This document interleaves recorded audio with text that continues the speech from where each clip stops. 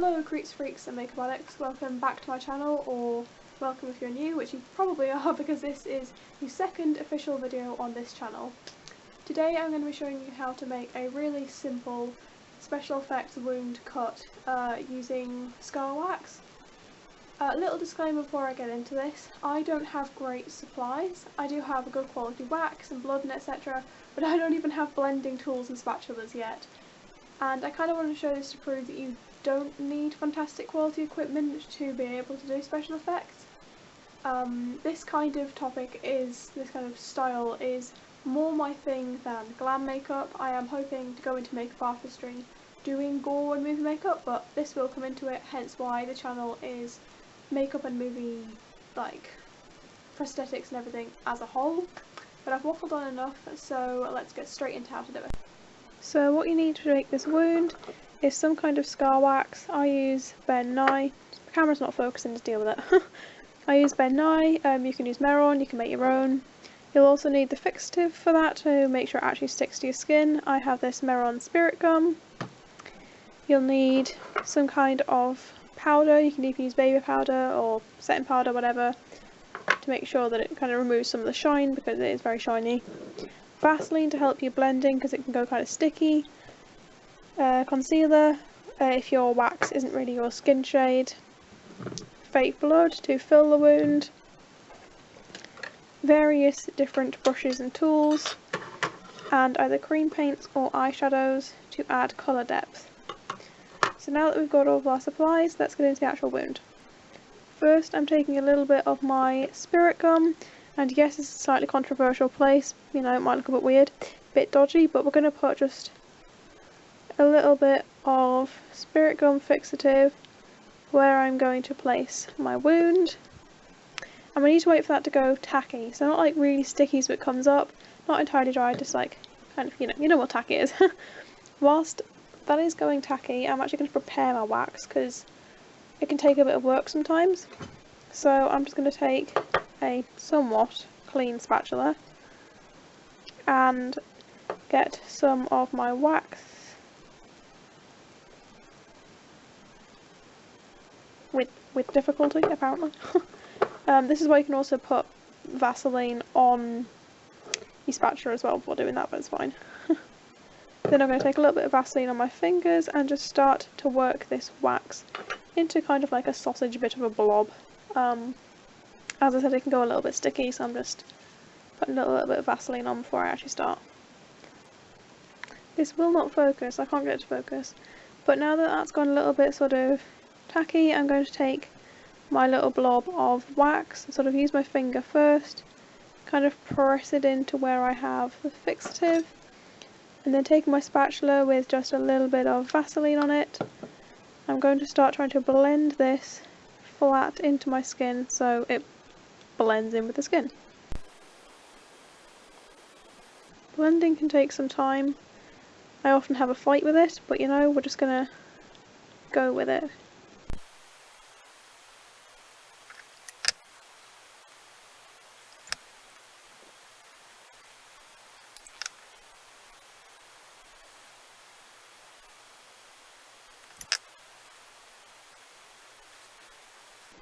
So this looks like it has unblended wax around it. That's not. Some of this is like a little bit unblended, but most of it's just I have a skin condition, so we're going to ignore it. Because it's quite shiny, we're going to take some of our powder and we're just going to kind of set it a bit to try and remove some of the shine. Because skin doesn't tend to be that shiny unless it's burnt. Okay, we're just going to get powder everywhere as well. Also, piece of advice guys, find a powder that's your skin colour and doesn't go orange. So then I'm going to take my palette knife again and I'm going to form the actual cut. This is a dodgy place to do it, but if you do it on the back of your hand, it kind of wrinkles when you move your hand. I did try to do that and it didn't really work. So now that we've kind of formed the cut, I'm just gonna kind of try to pull the edges apart a little bit. It's a bit awkward because this wax is sticky.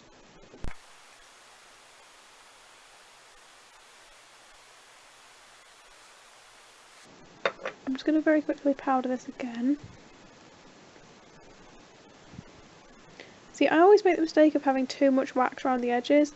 That's kind of like a learning curve I need to work on. But anyways, everything's a learning curve. See what I mean? I've got a bit orange now. I'm then going to take my Revolutionary Loaded Marvellous Mattes palette. As I said, you can use cream paints or any similar eyeshadows. And I'm first going to go in with this sort of pinky purpley tone here. Kind of just to add a little bit more bruising.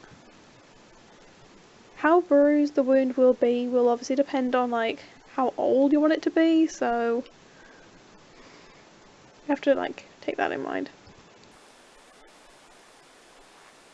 I'm also going to take a bit of this red, kind of just over the actual cut itself. Not sure what that is. Could you go away, sir? I got interrupted. Anyways, so now that I've added a little bit of red, I'm kind of deepening it up with a mix of purple and red. Oh, that's green. Well, whoops. Oh well. Deepening it up with a mix of purple and red over the actual wound itself. Take a little bit of a smaller brush. This is kind of an eyeliner brush, but I don't wear eyeliner. So all my poor eyeliner brushes have been designated to makeup. Kind of just making sure that the wound stays open, because as I said with my weird issue using wax, is I have so much around the edges but I seem to lose the wound itself. It's weird because when I do this off camera it looks pretty good, and then as soon as I start filming I suddenly forget how to use wax. Don't ask me why, I don't know what happens. It just happens. So now that I have sort of deepened the wound up and used some more reds and etc., I'm going to go in with my favourite step. I'm going to take some fake blood, and I don't have a dropper tool so I just use my spatula. This is Marron's syrup blood, and I'm just going to carefully try to put this in the wound.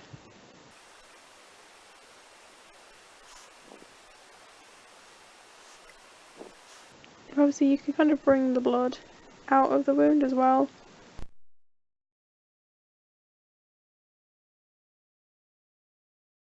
You can use a stippling sponge for this. I usually would use a sponge, but I can't really bother to go get one, so... And there we have it. That's how to make a slightly dodgily placed simple special effects cut. So I'm finishing this video off very different to I started. For one, I'm sat on the floor wearing a different outfit. Basically when I started filming, I filmed a couple of days ago when I still had light, and I filmed my intro, I filmed the wound, and I filmed an outro. I can't be bothered to delete the intro, but I didn't like how the wound looked, so hence I have recreated it. I know the placement is a bit dodgy, but we're just going to work with it. But my backdrop's currently in the wash because it's a blanket, so my backdrop's not up and I'm not feeling great right now, and I couldn't be bothered to refilm the whole outro again and refilm the whole video again, so we're just going to roll with this. If you guys like this video, if you feel like this little tutorial will be helpful to you, then be sure to give this video a thumbs up, subscribe if you haven't already, leave a comment down below.